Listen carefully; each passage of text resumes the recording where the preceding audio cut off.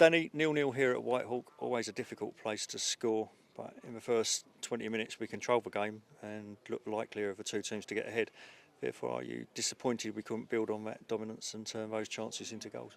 Yeah, I think so. I think we a little bit of disappointment. I think probably disappointment in some phases of play. I thought we worked some good set pieces, and then we had a couple of corners and probably the execution and put too many balls on the keeper.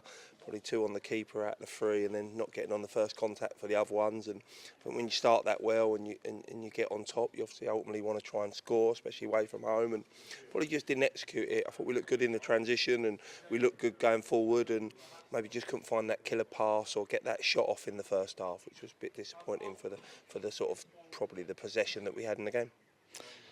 Did the pitch have any negative impact on the style of football we were trying to play? Because it seemed to start off fairly well and then cut up a bit and the ball was bobbling around. Yeah, I spoke to their manager before. He was concerned about it in terms of yesterday and the weather that they had, and he felt it would cut up, and ultimately it did. It was tricky for both teams, and obviously it's tricky the slope because it's not normal, and you have to get around second balls, you have to get your shape right, and I think we did that really well today, so that was pleasing.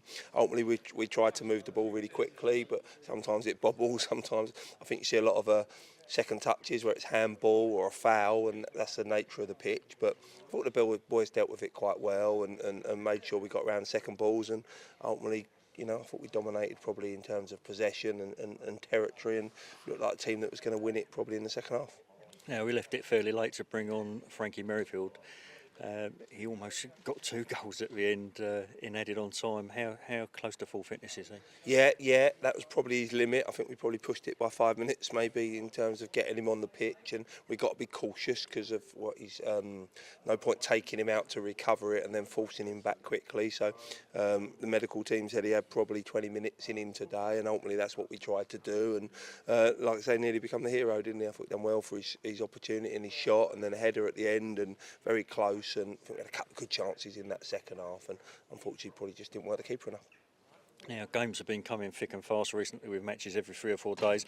Looking ahead to Tuesday's County Cup at Little Oakley, will you be considering resting a lot of these players who've been putting in the minutes? Yeah, I think it's been relentless. I think it's been really tough, and other teams have had to go through it as well. But we've been Saturday and Tuesday now consistently, and trying to win games of football and give everything we've got in every game is tough and it's challenging.